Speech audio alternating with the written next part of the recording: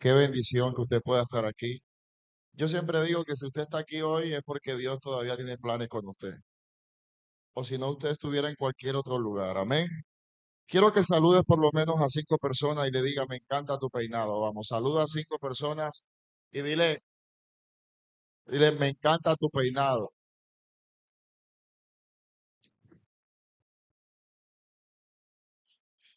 Hay un hermano acá que está calvito, nadie lo saludó. Por favor, salúdenlo.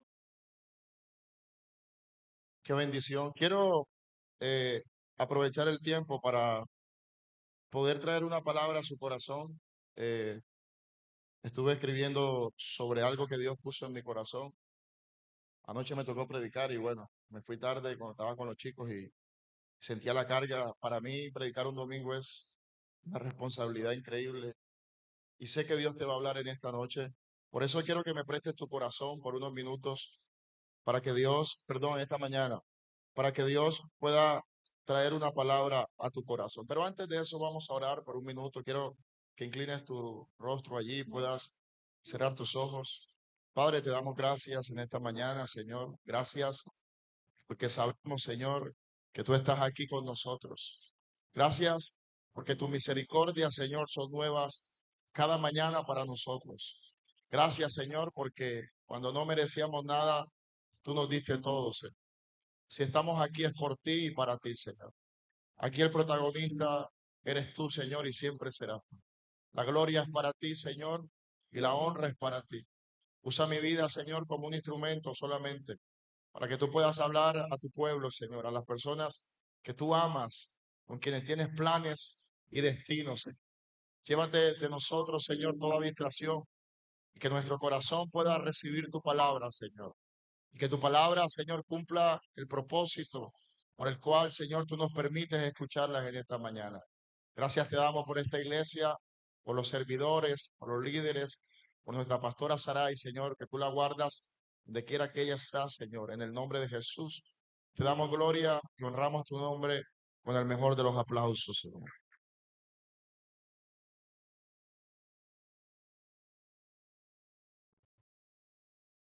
Aleluya. Quiero que vaya conmigo a la Biblia rápidamente, al libro de los jueces, capítulo 6, versículo 11. Libro de los jueces, capítulo 6, versículo 11. Quiero que se ubique conmigo allí. Es una historia que usted conoce muy bien. Y quiero que leamos algunos versículos porque vamos a desarrollar este mensaje en la historia de un hombre llamado Gedeón. Jueces, capítulo 6, versículo 11 dice de la siguiente manera: y vino el ángel de Jehová y se sentó debajo de la encina que está en Ofra, la cual era de Joás Abieserita. Y su hijo Gedeón estaba sacudiendo el trigo en el lagar para esconderlo de los madianitas. Y el ángel de Jehová se le apareció y le dijo, levante su mano, dígalo conmigo, Jehová está contigo. ¿Cómo le dijo? Jehová está contigo. Varón esforzado y valiente. Y Gedeón le respondió, Señor mío, si Jehová está con nosotros, ¿por qué nos ha sobrevenido todo esto? ¿Y dónde están todas sus maravillas que nuestros padres nos han contado, diciendo, no nos sacó Jehová de Egipto y ahora Jehová nos ha desamparado y nos ha entregado en manos de los madianitas? Versículo 14. Y mirándole Jehová, le dijo, ve con esta tu fuerza y salvarás a Israel de la mano de los madianitas. ¿No te envío yo? Entonces le respondió, Señor mío, ¿con qué salvaré yo a Israel?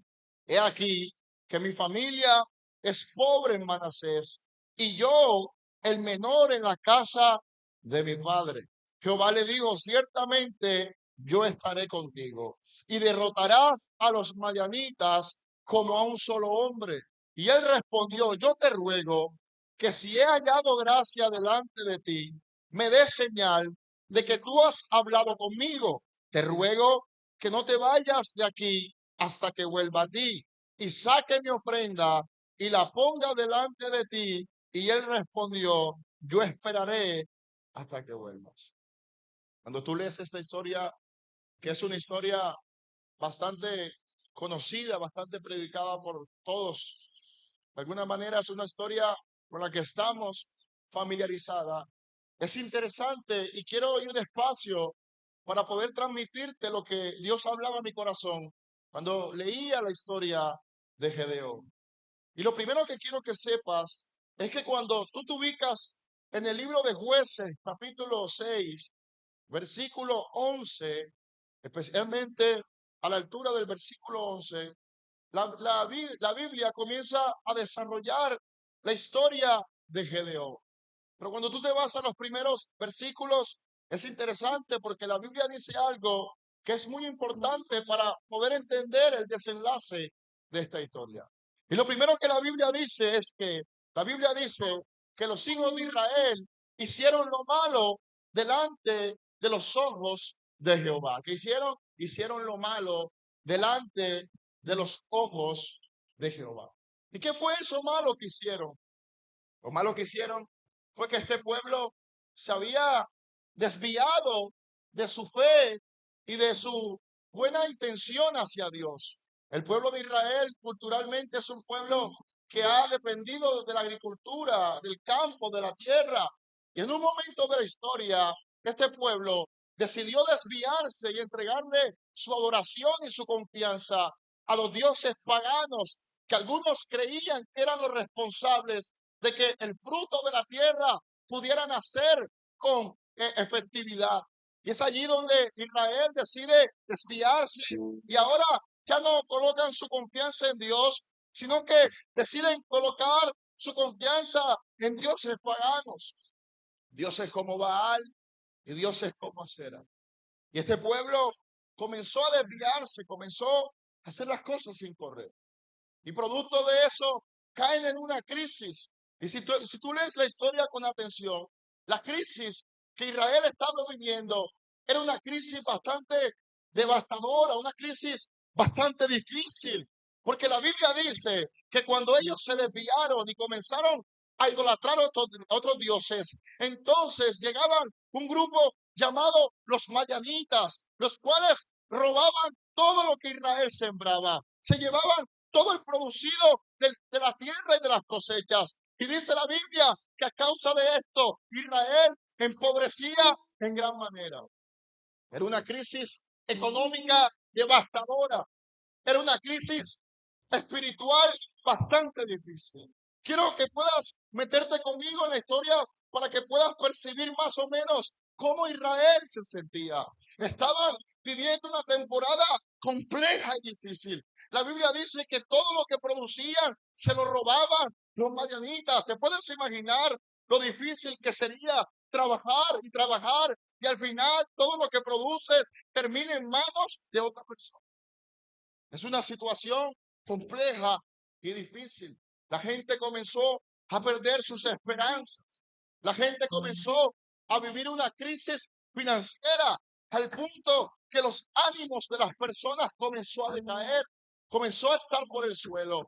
La Biblia dice, bueno, algunos historiadores dicen que no solamente se robaban todo el producido del campo, sino que también se robaban a las mujeres, se las llevaban y se quedaban con ellas. Entonces estamos en medio de una situación donde Israel está viviendo una crisis económica, pero también una crisis espiritual, porque ellos se habían desviado de Dios y parece que estaban sufriendo las consecuencias de no tener a Dios como el primer lugar. Y así estaba Israel, en medio de una crisis, en medio de un problema muy difícil, muy serio.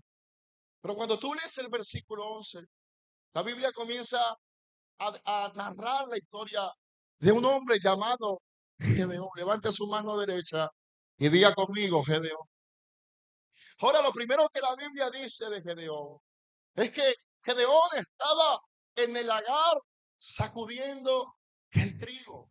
Estaba escondiéndose de los madianitas. Estaba intentando producir algo para poder saciar su hambre y sus necesidades. Estaba escondido tenía miedo, tenía temor. Seguramente Gedeón lo que quería era poder probar un bocado e irse a su casa a descansar. Pero cuando tú lees la historia es bastante interesante. ¿Sabes por qué? Porque la vida de Gedeón es interrumpida por un ángel que viene con un mensaje del cielo. Y es interesante porque el ángel se le presenta y le dice algo bastante poderoso. El ángel le dice, Gedeón, hombre esforzado y valiente, pero también le dice, Jehová está contigo. Ahora, quiero que te pongas. Tú sabes lo difícil que es asimilar que un ángel te diga que Jehová está contigo cuando tu vida está siendo testigo de que lo que estás viviendo como nación era una situación bastante complicada. Es allí cuando la profecía suena más a burla que a propósito. Es allí cuando las palabras del cielo parece que no son coherentes con lo que vivimos. ¿Cómo que Jehová está conmigo? Eso es lo primero que seguramente pensó Gedeón. Porque esa declaración no suena como esperanza, suena como sarcasmo. Jehová está conmigo. ¿Cómo que Jehová está conmigo? Si hoy estoy viviendo la peor temporada de mi vida, ¿cómo que Jehová está conmigo si mi vida está llena de temores e inseguridad? ¿Cómo que Jehová está conmigo si no sé qué me espera mañana? Es el momento donde las palabras del cielo no se comprenden y sientes que se burlan de tu realidad.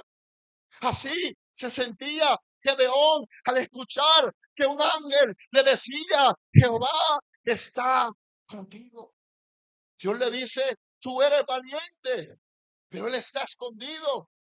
Que dice, yo estoy contigo, pero todo a su alrededor grita que Dios lo había dejado solo.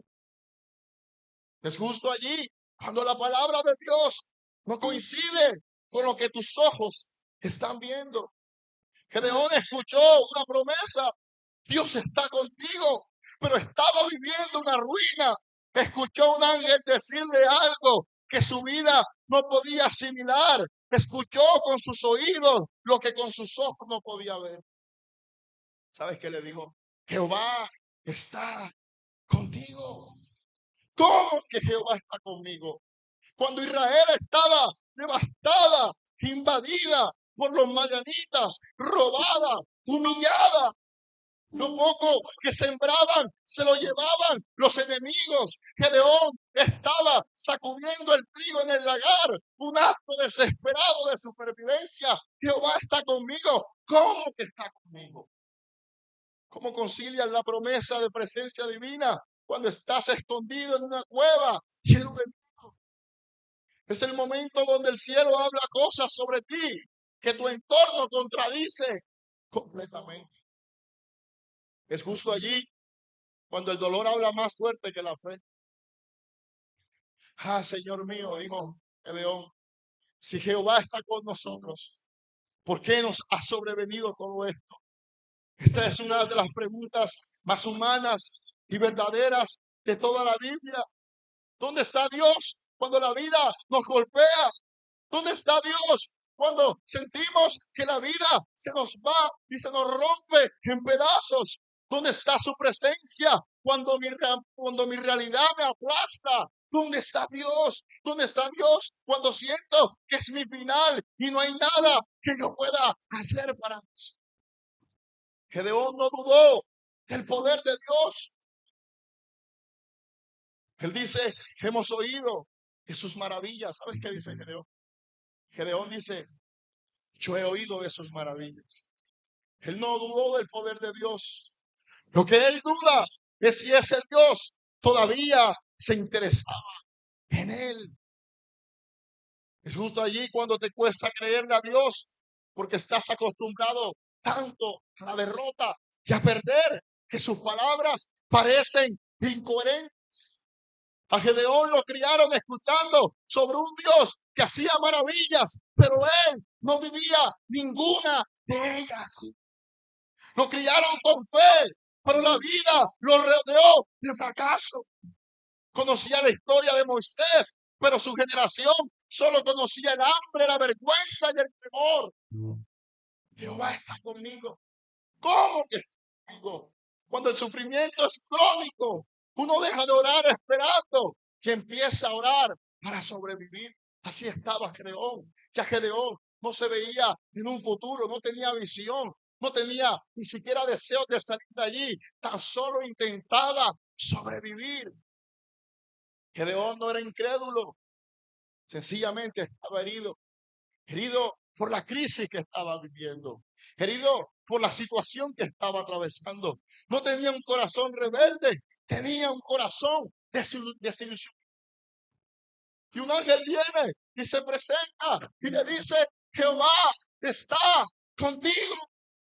Y son las palabras que a veces como seres humanos no podemos entender. Discúlpeme, pero a veces yo no le entiendo a Dios. Yo sé que usted es muy espiritual, pero yo todavía sigo siendo muy humano. A veces no entiendo lo que el cielo habla cuando la realidad me grita otra cosa. Así se sentía Gedeón. ¿Cómo que Jehová está conmigo? Y tú tienes que entender algo interesante aquí. Y es que la primera guerra que Gedeón tuvo que enfrentar no fue contra los madianitas. La primera guerra que tuvo que enfrentar fue contra sí mismo. Ah, Señor mío, ¿con qué salvaré yo a Israel? He aquí que mi familia es pobre, Manasés. Y yo, el menor en la casa de mi padre. ¿Sabes qué está diciendo Gedeón? Son las palabras de un hombre que todavía no tiene la capacidad de entender que en verdad delante de él estaba un ángel con la intención de traer un rompimiento a su vida. Gedeón estaba diciendo: ¿cómo lo voy a hacer si yo soy demasiado pobre, soy demasiado pequeño, no tengo la capacidad, no tengo la facultad, no tengo la experiencia? No creo que lo pueda hacer. Es la primera batalla que enfrenta Gedeón. Su primera batalla no fue contra los madianitas, fue contra su mente. El concepto que Gedeón tenía de sí mismo era tan miserable que no le permitía concebir la idea que Dios tenía un plan con él. Gedeón escuchó al ángel decirle: varón esforzado y valiente, Jehová está contigo. Pero él responde con confusión, frustración y casi como si dijera: conmigo, de verdad, ¿sabe con quién estás hablando? Tú estás diciendo que Jehová está conmigo. Ese es el eco interno de muchos que tienen una palabra, una promesa, incluso un llamado, pero no lo pueden recibir porque su concepto de sí mismo está tan distorsionado que sienten que Dios se equivocó con ellos. Hay gente así hoy que tiene palabra, que tiene promesas, que Dios les está hablando y les está diciendo: estoy contigo, pero su mente no les permite creerlo. Sus mentes no les permite asimilar tal realidad porque se han acostumbrado tanto a la miseria que ya no pueden concebir de que en verdad Dios estaba con él.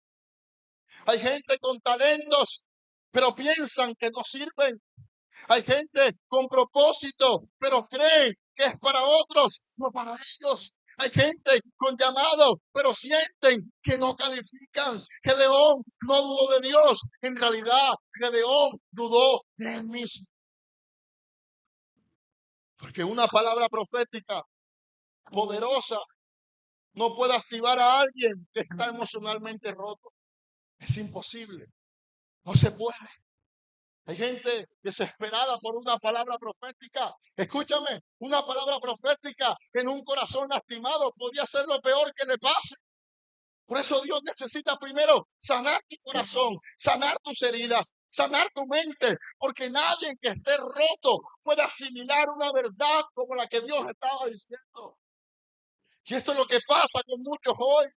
Tienen promesas que su alma no puede sostener porque algo en sus vidas los decepcionó tanto que dejaron de soñar, dejaron de creer, dejaron de sentir que eran importantes para Dios.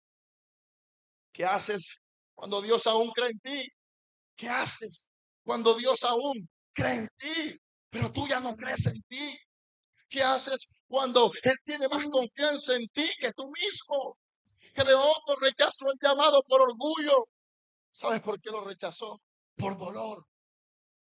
Él pensaba que el ángel se había equivocado de dirección, como si dijera, ese mensaje no es para mí, busca otro, yo estoy demasiado roto, soy demasiado pobre, soy demasiado joven. Tú sabes qué locura eso. Había un ángel enfrente de él, con una asignación grande para él, pero por sus heridas y su corazón, Gedeón no podía asimilar la verdad que Dios le estaba diciendo.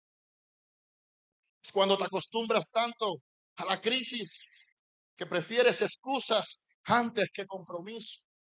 Y Gedeón, ¿sabes qué dice la Biblia? Que estaba sacudiendo el trigo en el lagar. Este detalle es clave. El lagar es un lugar para uvas, no para trigo. Lo que Gedeón hacía era sobrevivir. Ya no vivía. Estaba sacando lo mínimo en un lugar escondido, haciendo lo que podía con miedo, pero sin propósito.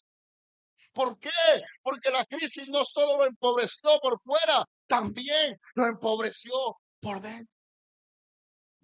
Hay gente hoy que la crisis les ha golpeado tan duro que se han familiarizado con el dolor, que han convertido el luto y la escasez en su casa. Y también refleja a muchos creyentes que se acostumbraron a vivir de poquitos, se adaptaron a vivir con miedo, se convencieron de que esta vida limitada es todo lo que hay. Cuando llega la promesa, no se emocionan. ¿Sabes qué pasa contigo? Se asustan. Porque las palabras que Dios dice les da temor. No lo pueden asimilar. No lo pueden comprender. Así se sentía Gedeón. Porque la promesa implica un cambio, implica fe, implica compromiso. ¿Sabes qué le dijo Dios? Dios le dijo, este pueblo será libertado por ti. Pero Gedeón prefería seguir sacudiendo el trigo en el lagar. Porque las palabras proféticas demandan un compromiso. Yo creo que la gente a veces no comprende lo que significa que Dios te hable. Que Dios te hable y que es una palabra, lo que está haciendo es que tu vida está siendo ligada a un destino. Y tu vida tiene que sufrir el peso del proceso que ese destino requiere. Porque ninguna meta viene vacía. Todas las metas vienen con un camino incrustado. Todas las metas vienen con un propósito. Y a mayor meta, mayor propósito. En realidad, Gedeón sabía que lo que Dios le estaba diciendo era un compromiso que él no quería asimilar. Porque la promesa implica un cambio, implica fe, implica compromiso. Y hay quienes prefieren quedarse en su rincón herido que arriesgarse a salir al campo donde la promesa se cumple.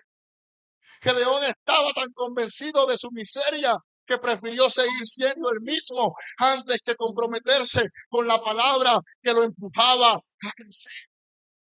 Y hay gente que está tan acostumbrada al dolor, al fracaso, a las migajas, al sufrimiento, que prefieren quedarse sacudiendo el trigo en el lagar antes que creer a la palabra que Dios un día soltó sobre sus vidas. ¿Sabes por qué Gedeón no aceptaba esto? Porque se acostumbró tanto al dolor que lo nuevo le parecía imposible. Cuando el ángel le dice, ve con esta tu fuerza y salvará a Israel, Gedeón no lo celebró, no lo cree, no porque no quisiera, sino porque ya no podía imaginar una vida diferente. Se acostumbró, se enamoró del dolor. Había vivido tanto tiempo en opresión, escondido, aplastado por el dolor, que cualquier posibilidad de liberación le parecía un sueño lejano y casi una ofensa. Estaba tan habituado a la derrota que la victoria le sonaba a locura. Estaba tan acostumbrado a las cadenas que la libertad lo incomodaba. Se había aferrado tanto al pasado que el futuro le asustaba. Y eso le pasa a muchos hoy. Hay dolores tan constantes, heridas tan profundas y crisis tan largas que uno termina creyendo que eso es normal. Hay gente que ha idealizado el dolor, que se acostumbró. Yo hablaba el otro domingo de eso también. Se enamoró.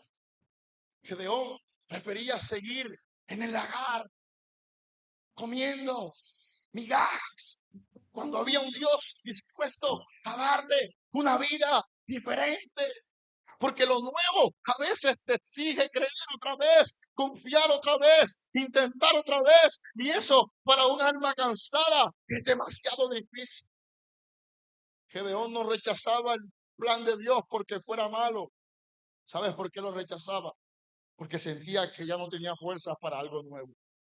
Hay gente aquí que ya no tiene ni siquiera fuerzas para algo nuevo, que ya ni siquiera espera, que no tiene expectativas de vida, que viven por vivir. Se levantan, se han convertido en un robot, se levantan, trabajan, se acuestan, pero no hay una capacidad de poder entender que todos los días Dios tiene planes especiales para nosotros. No hay un corazón capaz de entender que hoy quizás estás en crisis, pero mañana podrías estar enfrentando la mejor temporada de tu vida. Tú sabes qué pasó con Gedeón. Gedeón ya no creía que Dios podía hacer algo con él. Estaba agotado, estaba seco, estaba fragmentado. Y así es como muchos llegan a la presencia de Dios cada semana, sobreviviendo, pero sin esperanza de algo distinto. El mayor enemigo de tu propósito no es siempre el diablo, a veces es tu costumbre al dolor. Y sabes que aquí está lo impresionante de esta historia. Y es que Dios no elige basándose en tu historia, sino en tu diseño eterno. Quizás ni Gedeón mismo podía verse capaz, pero el cielo lo estaba viendo capaz.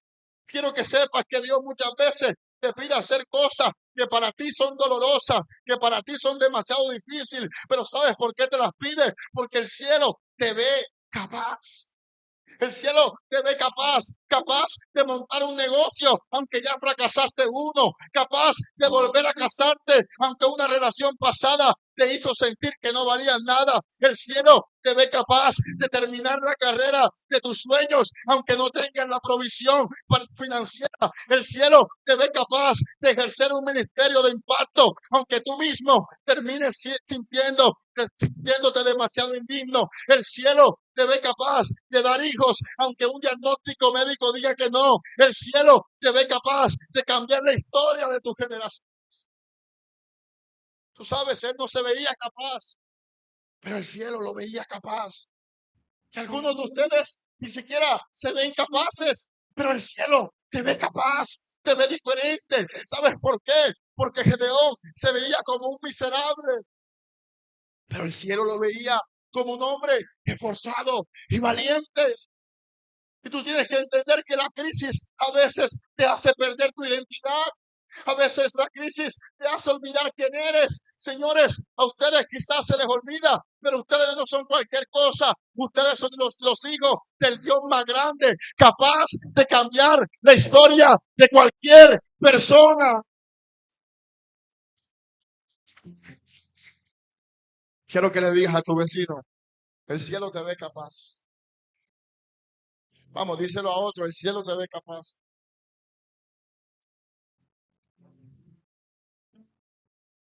¿Sabes quién lo veía capaz? El cielo. Esto me recuerda mucho a la historia de Saúl.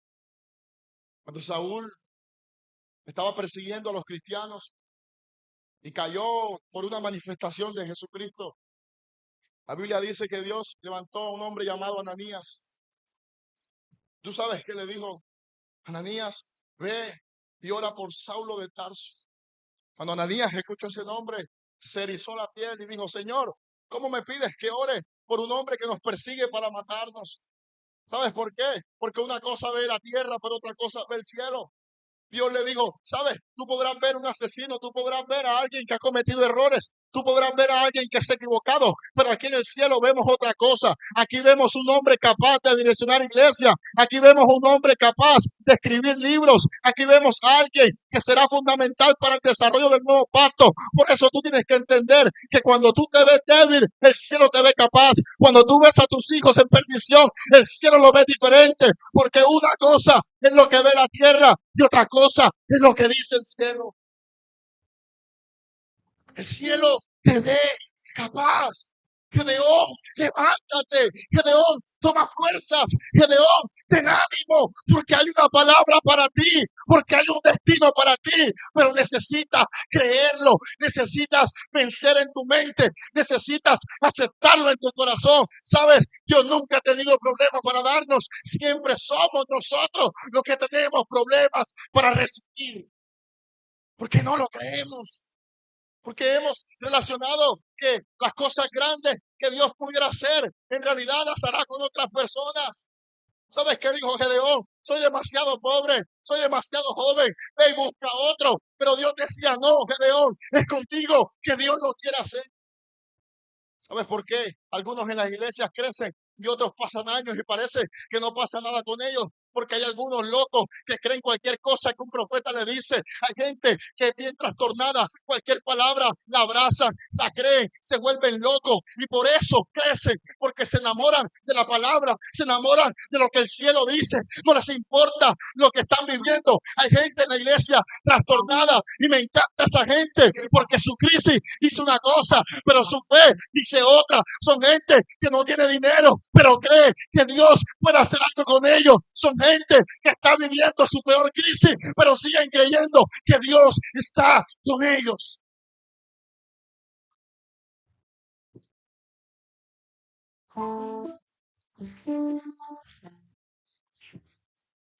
Y Gedeón lo creyó.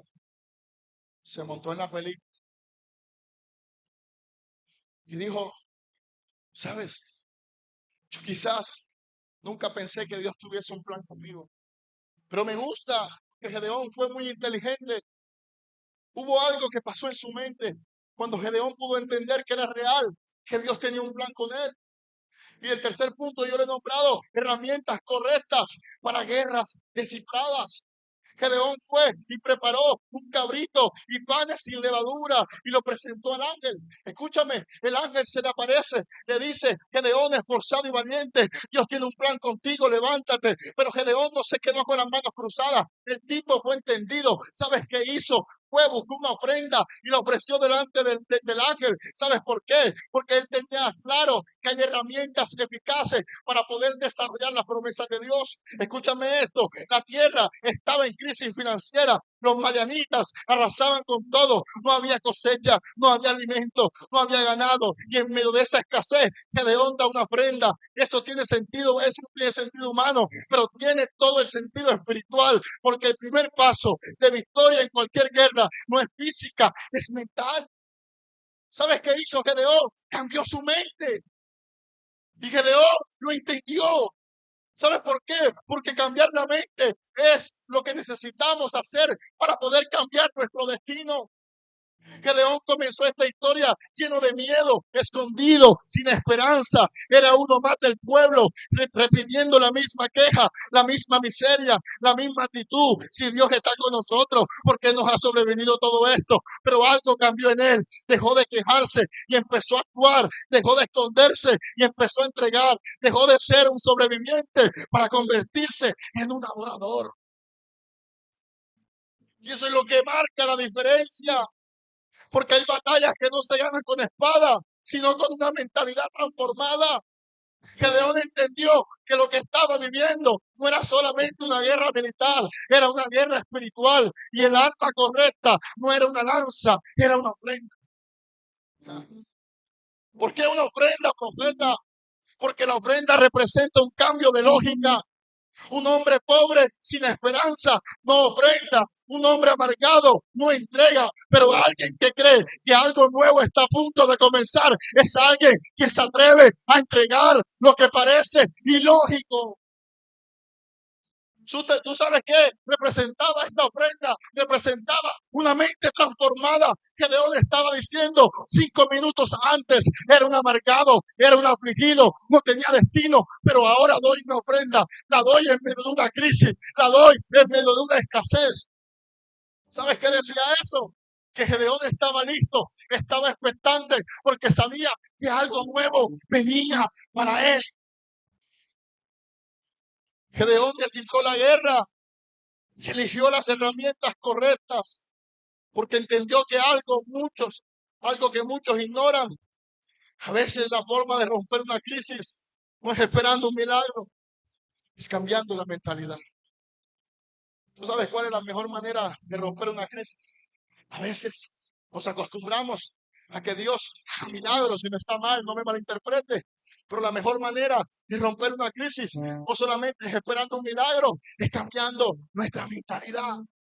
Porque los milagros te ayudan momentáneamente, pero cuando no hay una mente transformada, volverás a caer en el mismo hueco. ¿Sabes qué dijo Gedeón? No tengo ejército, pero tengo fe. No tengo recursos, pero tengo un altar. No tengo respaldo humano, pero tengo una promesa.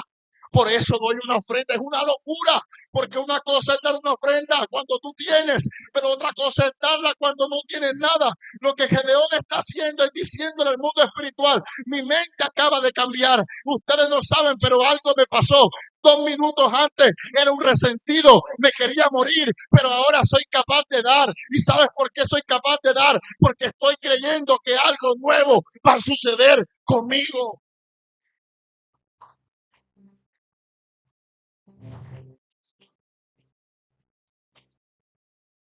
Y vengo a decirle a alguien esta mañana que se activa un cambio de mentalidad para ti. Levante su mano derecha. Verás oportunidades donde otros ven ruinas. Dejarás de ser de los que piden y empezarás a ser de los que dan. No vivirás quejándote, sino que agradecerás hasta por los problemas que la vida te presenta. La gente va a decir que tú estás loco, que te van a mandar al psicólogo, te van a decir incoherente, porque las crisis las vas a celebrar. Los problemas te los vas a gozar.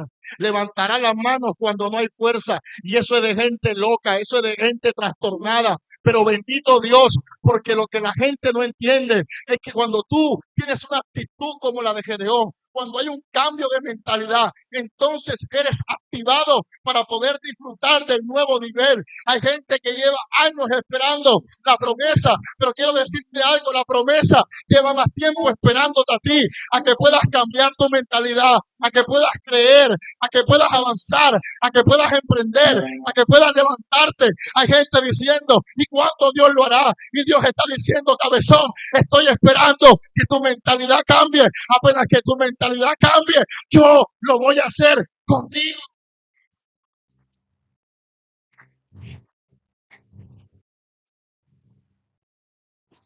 Aleluya. Y su mentalidad cambia. Y el que antes se quejaba, ahora viene para dar. Qué locura. El que antes no tenía nada, ahora le dice el ángel: te ruego que no te vayas hasta que yo haya puesto mi ofrenda delante de ti. ¿Tú sabes qué pasó? Que comenzó una historia bastante interesante, poderosa para Gedeón. Dios comenzó a levantar a Gedeón, les entregó un ejército. ¿Y tú sabes qué pasó? Y Jehová dijo a Gedeón: el pueblo que está contigo te va a ayudar para que puedan vencer a los madianitas. Y Gedeón tenía un ejército de 32,000 hombres, y una patota, una pandilla grande. Gedeón se sentía seguro. Él dijo: imposible que perdamos. Somos demasiado aquí. Y este punto lo he querido llamar: que lo más grande que Dios hizo contigo no fue lo que te dio, sino que fue lo que te quitó. ¿Tú sabes qué pasó con Gedeón? Iba a enfrentar a los madianitas con 32,000 hombres. Y en lugar de Dios ayudarlo, Dios sale con una locura, porque Dios es raro y Dios le gusta complicar las cosas. Y Dios dijo: mira, el ejército que tienes es demasiado grande. Redúcelo. Primero quedaron en 10,000. Gedeón dijo: bueno, 10,000 son 10,000. Algo hacemos. Y Dios dijo: no, demasiado. Quédate con 300. Escucha, de 3,200 a 300. ¿Por qué? Porque a veces lo que creemos que necesitamos para ganar es exactamente lo que Dios necesita quitarnos para que no perdamos. Tú sabes que lo más grande que Dios ha hecho contigo no es lo que te ha dado, es lo que te ha quitado. Dios no te está empobreciendo. ¿Sabes? Hay gente que cree que Dios los está empobreciendo, pero no los está empobreciendo. te está alineando a un destino. A veces perder no es retroceder, es depurar. Dios no le quitó a Gedeón soldados por capricho, le quitó el exceso de confianza humana que él tenía. Y eso duele, porque pensamos que lo que Dios quiere es darnos más oportunidades, más gente, más recursos. Pero hay temporadas donde la estrategia de Dios es darnos menos. Porque Dios sabía que el Gedeón ganaba, que si Gedeón ganaba con 32,000 hombres, la gloria, ay, nene, se las iban a llevar ellos. Pero si ganaban con 300, era ilógico. La gente tenía que reconocer que en verdad Dios les había entregado la victoria. Es el mayor milagro de tu vida. Tienes que entenderlo. No está en lo que tienes, está en lo que Dios te ha quitado. El mayor milagro de tu vida no será lo que tengas, sino lo que no necesitas para ver a Dios obrar. Hay gente que no tiene nada. Yo no entiendo. Pero tienen a Dios. Y es como si lo tuviesen todo. Porque el mayor milagro de tu vida no será lo que tengas, sino lo que no necesitas para ver a Dios obrar. Hay gente que llora por lo que perdió, cuando en realidad debería agradecer. Porque no fue el enemigo quien te lo quitó. No fue el diablo, no fue tu vecina, no fue tu suegra. Que las suegras son una bendición, ¿no? La mía es una bendición, porque vive lejos, amén. ¿Sabes quién fue? Fue Dios. Ese rechazo que te dolió tanto, esa puerta que no se abrió, esa amistad que se rompió, esa gente que se fue, no fue un castigo, era una selección divina, no era una pérdida, era una protección, no era una derrota, era una estrategia del cielo. A veces perder es ganar, dijo un famoso técnico de fútbol. A veces perder es ganar. Y lo que parecía una pérdida ordinaria era el comienzo de una historia extraordinaria. Y esto me recuerda la vida de Saúl, porque cuando tú lees sobre Saúl, tú sabes cómo comienza la historia de Saúl. Comienza diciendo que en su casa se habían perdido los asnas. Y es increíble porque esa pérdida lo conectó con la mejor temporada de su vida. Él dijo, Dios mío, se perdieron 2 asnas, y salió a buscarlas sin saber que por buscar asnas iba a regresar como un rey. Porque a veces tenemos que entender que perder en Dios a veces es ganar. Las pérdidas que te acercaron a tu propósito no son pérdidas, son llaves. ¿Cuántas veces en tu vida te has quejado por lo que perdiste? Y sin embargo, lo que perdiste fue lo que te puso en el camino correcto. Yo le doy gracias a Dios que no me llamaron de muchas empresas que me han dado hoja de vida. Bendito Dios. Hace como 2 años me llamaron de una que me cansé de meterle hoja de vida. El día de mi cumpleaños, señor Eder, quiere trabajar. Muchas gracias, tengo mi negocio propio. Gracias por no aceptarme, porque allá estuviera. Quizás no fuese tenido las oportunidades que Dios me ha brindado. Y tú tienes que entender que las puertas abiertas son una bendición, pero a verse las puertas cerradas lo son aún más. No llores por lo que Dios te ha quitado, porque seguramente es una estrategia divina. ¿Cuántas veces nos hemos quejado por lo que perdimos? Y si la pérdida fue parte del diseño, y si lo que creías que era caos, en realidad era un proceso de Dios. Dios permitió que Saúl perdiera lo visible para que encontrara lo invisible. Se le perdieron 2 asnas, pero se encontró con un llamado. Se le perdieron 2 burros, pero se encontró con una palabra profética. Y si lo que perdiste te trajo a Dios, entonces no perdiste, ganaste y ganaste demasiado. A veces lo que Dios te quita es lo que estaba interrumpiendo tu llamado. A veces Dios usa una crisis para cambiar tu dirección, porque si no se te hubiera perdido eso, nunca había llegado a él. Las pérdidas en Dios tienen propósito. Si la pérdida te hizo buscar a Dios, no perdiste, ganaste. Si te acercó a tu llamado, no perdiste, ganaste. Si te empujó a avanzar, no perdiste, en realidad ganaste. Dios también dejó a Gedeón con las personas correctas. Yo le digo, mira, donde hay gente hay bolo, sácame ese papel. Quédate con 300. Y tú sabes, Dios a veces comienza a quitar gente de nuestra vida, porque lo que Dios está haciendo es rodearnos de las personas correctas. No es que la gente que Dios quite sea mala, no, pero no están conectadas a nuestro destino. Fueron una bendición en un tiempo, pero ya no. Y tienes que aprender a entender que en Dios hay temporadas, hay momentos y hay gente que se tiene que quedar atrás, porque si no se quedan, entonces tú no avanzas. Y Dios le quitó demasiada, porque a veces perder es ganar. Levante su mano derecha y diga conmigo, perder es ganar. No quiero cerrar porque ya el tiempo se me está acabando. Y es que la victoria más grande ocurre cuando crees lo absurdo. ¿Tú sabes qué le dijo Dios a Gedeón? Mira, ¿cuántos tienes? Tengo 300. Ok. Yo me imagino que esos 300 se armaron con palos, con espada, con piedra, con lo que había ahí. Vamos a darle duro a esa gente. Y Dios le dijo, no, no, no. Así no van a pelear. Así no lo van a hacer. Lo van a hacer a mi manera. Y Dios comenzó a darle las instrucciones para vencer a los madianitas. Lea la Biblia, es una locura. Y Dios le dijo, y al sonar, llegarán cerca del campo de los madianitas, pero no van a enfrentarlos. ¿Sabes qué van a hacer? Tomarán trompetas, tomarán chofares y los van a hacer sonar. Yo me imagino la cara de Gedeón y su gente. Mi hermano, vayan comprando el cajón.